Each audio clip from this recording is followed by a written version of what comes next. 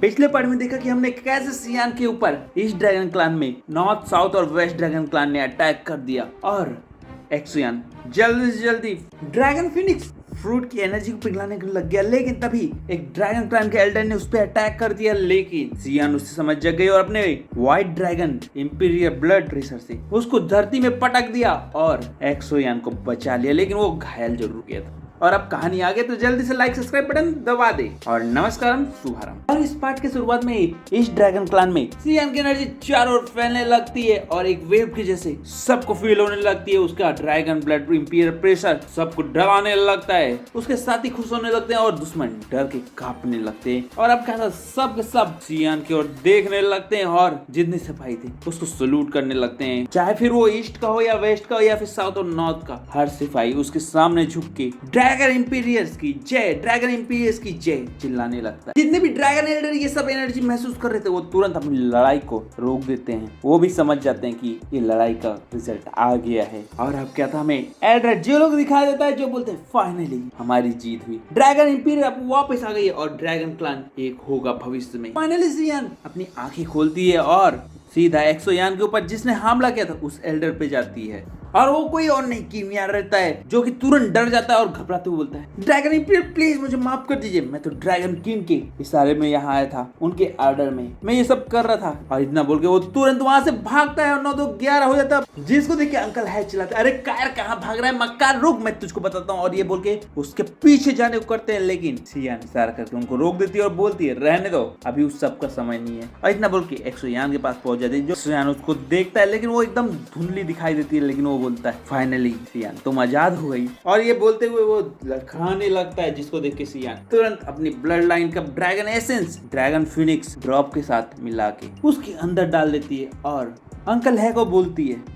कि इसको यहाँ से ले जाओ और आराम करने दो। और आप क्या, सियान तुरंत हवा में फ्लो करती है और ऊपर जाके अपनी एनर्जी को रिलीज करती है और जो भी बाकी ड्रैगन क्लान वहां बचे हुए थे उनके ऊपर अपने ब्लड प्रेशर को डालने लगती है, जिसके कारण जितने भी दुश्मन आए रहते हैं वो सब घुटने में आने लगते हैं। और सियान बोलती है फिक्र मत करो, मैं तुम्हें मारूंगी नहीं, जाओ अपने राजाओं को बता दो कि इस ड्रैगन आइलैंड का सिर्फ एक ही राजा है, वो है ड्रैगन इंपीरियर, ना कि ड्रैगन किंग। और सही समय आने में जो उन्होंने कब्जा जमा के रखा है वो कब्जा मैं हटा दूंगी और अपनी अथॉरिटी को वापस ले लूंगी, समझिए, तो जल्दी से यहाँ से जाओ। ये कह के एक एनर्जी प्रेशर रिलीज करती है और उनको छोड़ देती है। इस मौके का फायदा उठा के तुरंत दोनों एल्डर अपनी सेना को लेकर वहां से भागते हैं, लेकिन जाते जाते जोले को बोलते हैं जोले ज्यादा खुश मत हो, ड्रैगन इंपीरियर ने आज ईस्टर्न ड्रैगन क्लान को बचा लिया, लेकिन जल्दी हमारे बीच और ड्रैगन इंपीरियर के बीच असली लड़ाई होगी और उस समय देखते हैं कि किसकी जीत होगी। उनके सारे शिप पोर्टल से वापस चले जाते हैं और पोर्टल बंद हो जाता है। अब क्या था, सारे सैनिक ये देख के खुशी मनाते हैं और फिर हमको एक्सोयान को दिखाया जाता है जो अभी भी बेहोश था, लेकिन उसके शरीर से बहुत ज्यादा एनर्जी रिलीज हो रही थी और अचानक से वो सियान चिल्ला के जाता है और देखता है कि उसके अंदर एक अजीब सी एनर्जी थी। लेकिन तभी एल्डर जूली और अंकल है वहाँ पहुंच जाते हैं। और अब क्या था, वो एक्सोयान को देख के बोलते हैं एक्सोयान तुम जाग गए, लेकिन एक्सोयान उस चीज को नजरअंदाज करता है और सियान के बारे में पूछने लगता है। वो बोलते नहीं तुम कुछ टेंशन लेने की जरूरत नहीं है, क्योंकि वो अब जाग चुकी, लेकिन अभी भी कल्टीवेट कर रही है, क्योंकि ड्रैगन फिनिक्स फ्रूट की एनर्जी पूरी तरह से रिफाइन नहीं की थी, लेकिन जो ईस्टर ड्रैगन क्लान में खतरा था वो अब टल चुका है। और तभी अंकल है भी उसको धन्यवाद कहते हैं और उसके कंधे में हाथ रख देते हैं, जिसके कारण एक्सोयान के अंदर से एक अजीब सी एनर्जी रिलीज होती है, जिसको देख के वो चौंक जाता है और बोलता है कि मेरे शरीर के अंदर कुछ बदलाव हो रहा है। और ये कैसी एनर्जी, जिसपे एल्डर बताते हैं कि सियान ने जागने के बाद तुम्हारी हालत देख के अपने ब्लड एसेंस और ड्रैगन फिनिक्स फ्रूट की एनर्जी को तुम्हारे अंदर ट्रांसपोर्ट कर दिया था, जिसके कारण तुम्हारे शरीर में कुछ बदलाव हो गया और इसीलिए तुम्हें ऐसा लग रहा है। जिसको सुन के एक्सोयान बोलता है हाँ बदलाव तो है, लेकिन कैसा बदलाव? तो एल्डर बोलते हैं उस एनर्जी को एक्टिवेट करो और खुद ही चेक कर लो। अब इतना सुनते हुए एक्सोयान अपनी उस एनर्जी को एक्टिवेट करता है, जिसके कारण उसके शरीर में ड्रैगन स्केल की पूरी परत आ जाती है। इसको देख के एक्सोयान चौंक जाता है और एल्डर बोलते हैं अरे वाह, तुम्हें ड्रैगन इंपीरियर का डिफेंसिव ड्रैगन स्केल मिला है, जो कि अपने आप में सबसे हाईएस्ट ग्रेड है, कोई नॉर्मल ड्रैगन का स्केल नहीं है। ये तो एक्सोयान तुम्हारे लिए बहुत अच्छा डिफेंस है। इतना एल्डर बोल ही रहे थे कि तभी अंकल है बोलते अरे एक्सोयान तुम्हारा लक तो बहुत बहुत जबरदस्त है, क्योंकि अब इस कवच के होते हुए तुम आराम से 9th लेवल के डाउजन को इजिली हरा सकते हो, फिर चाहे वो सोल क्लाल का ही क्यों ना हो। तुम तो आराम से अपनी ताकत और इस कवच के साथ मिलके उसका बैंड बजा सकते हो। इसको सुन के एक्सोयन खुश हो जाता है, लेकिन तभी एल्डर बोलते हैं सियान यानी ड्रैगन पे अब कल्टीवेशन करने के लिए वापस से ध्यान में चली गई है, और अभी किंगलिंग भी एंशिएंट ड्रैगन रेम से वापस नहीं आई। हमको नहीं पता कि कितना टाइम लगेगा। तो एक्सोयन तुम क्या करना चाहते हो, थोड़ा और इंतजार करना चाहते हो? तो सुन के एक्सोयन भी उनके ऑफर को एक्सेप्ट कर लेता है, क्योंकि किंगलिंग के बिना तो जा नहीं सकते। तो इसी के साथ सीन चेंज होता है और सामने सीन दिखा जाता है जहाँ पे सूरज ढलता रहता है, और एक्सोयन एंजॉय करते हुए उसको देखता है, और उसको याद आता है कि उसने 3000 बर्निंग फ्लेम को वादा किया था, और इसीलिए उस वादे के हिसाब से वो तुरंत उसको अपने अंदर से बाहर निकलता है, जिसके कारण 3000 बर्निंग फ्लेम वहां पे निकल के पूरे ड्रैगन क्लान को देखता है। और तभी एक्सोयन बोलता है मैंने अपना वादा पूरा किया, तुम्हें ड्रैगन क्लान ले आया हूँ। लेकिन 3000 बर्निंग फ्लेम बोल हाँ ये ड्रैगन क्लान तो है, लेकिन अब ये ओसी नहीं दिख रही जैसा मैंने सोचा था, और अब तुम मेरे नए मास्टर हो, इसलिए इसका कोई मतलब नहीं है। और वो वापस से एक्सोयन के अंदर चली जाती है। अब क्या था, इतने में सीन बदलता है और हमें एक झील को दिखा देता है जहाँ पे चारों बिजली कड़क रही थी, और एक्सोयन अंकल हे के साथ वहां आया रहता है, और अंकल हे उसको बताते हैं कि यहाँ बहुत जबरदस्त पावरफुल बिजलियां गिरती रहती हैं, और ये जगह बहुत खतरनाक है। अगर तुमने एक गलती जरा सा भी की तो तुम्हारी जान जा सकती है। लेकिन एक्सोयन ये बताओ कि तुम ऐसी जगह खोज क्यों रहे थे, और यहाँ मेरे साथ क्यों आए? जिस पे एक्सोयन बोलता है कि मेरा D1 पपेट बहुत बुरी तरह से डैमेज हो गया है, और उसको रिफाइन करने के लिए ऐसी पावरफुल थंडर की जरूरत है। जिसको सुन के अंकल है बोलते हैं ठीक है मैं यहाँ से कुछ दूर जाके खड़ा हूँ, और अगर जरूरत हुई तो मुझको बुला लेना। और इतना बोल के अंकल है वहां से चले जाते हैं, और एक्सोयन उस झील की ओर बढ़ता है जहाँ पे उसके ऊपर बिजली गिरने लगती है, लेकिन हेवनली फ्लेम के कारण उसको कुछ नहीं होता है। जिसको देख के वो बोलता है अच्छा हुआ मेरे पास हेवनली फ्लेम है। इतना बोल के वो कल्टीवेशन करने बैठता है और अपने D1 पपेट को बाहर निकाल देता है, जिसपे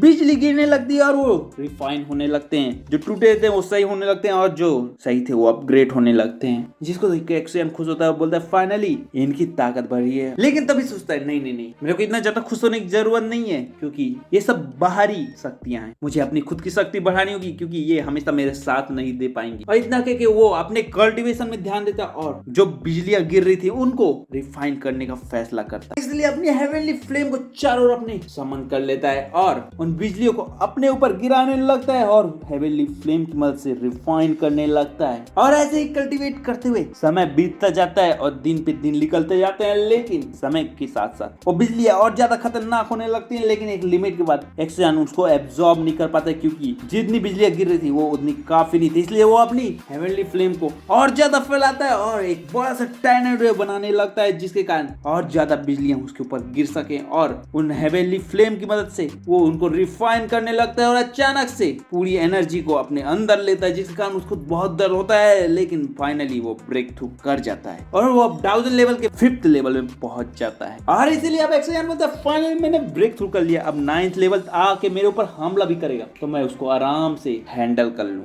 और इतना बोल के वो D1 पपेट को अपने अंदर रख लेता है। लेकिन तभी झील में बहुत ज्यादा बिजलियां अंदर से कड़कने लगती है, लेकिन एक्सोयन इससे पहले कुछ समझता। अंदर से एक टुकड़ा इंसान निकलता है, जिसके पीछे पर्पल कलर के बहुत सारे थंडर स्नेक निकलते हैं, जो उसके ऊपर अटैक कर देते हैं, और अगर टच हो तो वो राग भी कर सकते हैं, जिसको एक्सोयन भी भाप लेता है। लेकिन उसकी ओर भी वो स्नेक बढ़ने लगते हैं, तो तुरंत एक्सोयन वहां से भागता है और कुछ दूर जाके उस आदमी को देखने लगता है जिसके पीछे वो स्नेक पड़े होते हैं, और वो उस पे अटैक करते रहते हैं। और उसको समझ नहीं आता कि ये कौन है और यहाँ क्या कर रहा है, और इतने पावरफुल थंडर स्पिरिट स्नेक यहाँ कैसे है, आखिर यहाँ क्या चल रहा है। लेकिन तभी फिर से उस बूढ़े आदमी को दिखा देता है जो कूद रहा था, पेड़ों से जंप मार रहा था और हवा में उड़ रहा था, स्पेस ओपन कर रहा था, और उन स्नेक से भागे पड़ा था।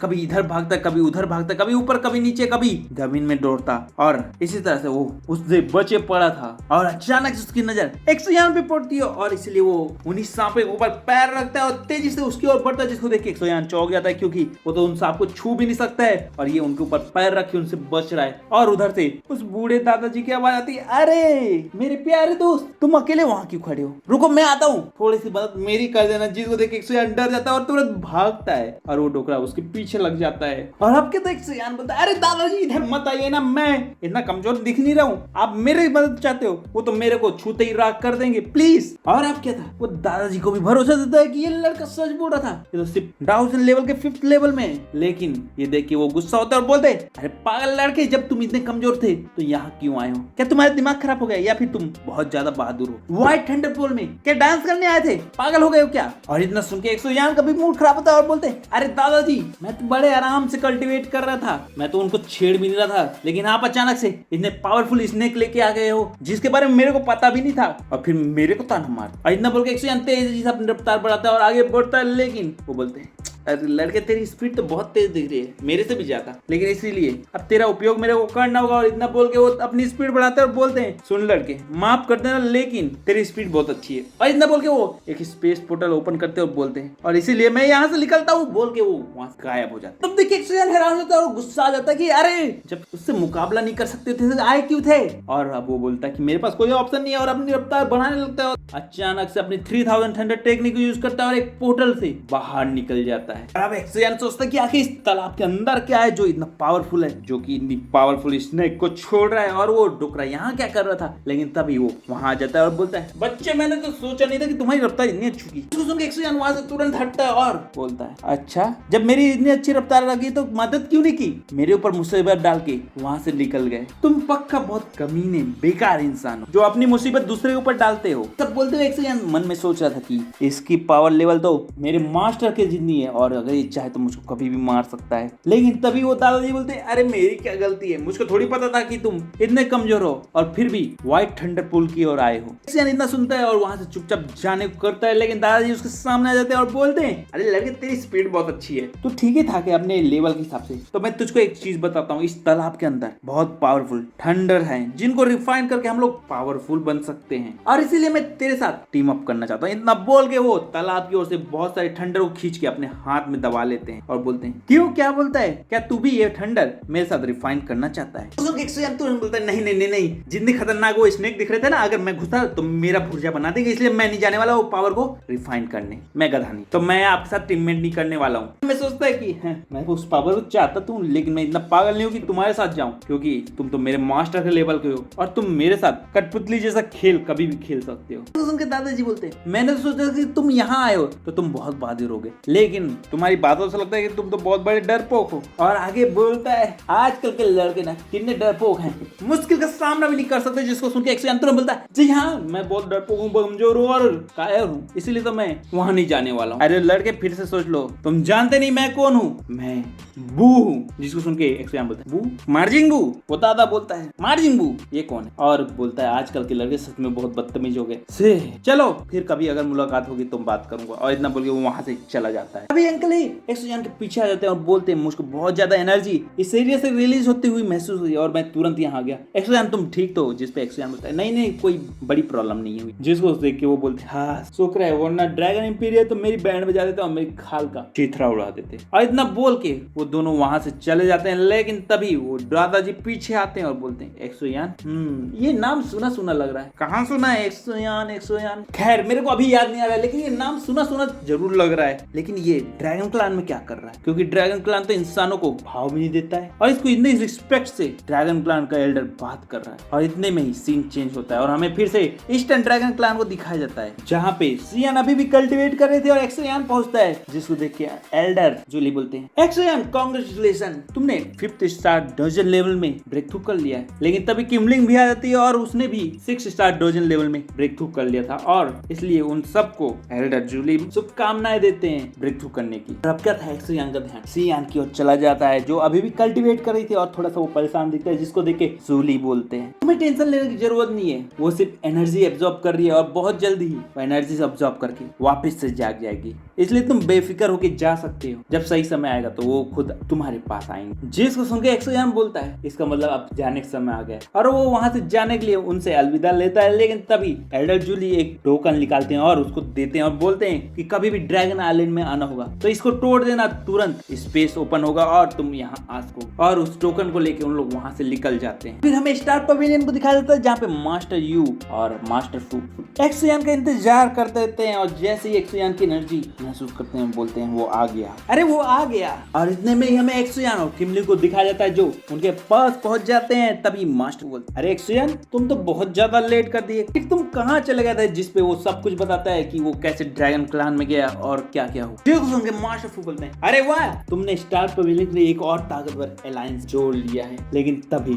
मास्टर यू बोलते हैं, वो सब छोड़ो एक्सुयान, तुम्हारे लिए बहुत जबरदस्त खुशखबरी। जिसको सुन के वो बोलता है, कौन सी खुशखबरी मास्टर? जिसको सुन के एल्डर फू और मास्टर यू दोनों उसको बताते हैं कि हमें तीसरे रैंक की सबसे पावरफुल फ्लेम के बारे में पता चल गया। जिसको सुन के एक्सुयान चौंक जाता है और इसके साथ एपिसोड खत्म होता है। और मैं अगले एपिसोड मिलता हूँ, तो लाइक करो, सब्सक्राइब करो जल्दी से। 10-20 हजार लाइक तो इसको कर ही दो।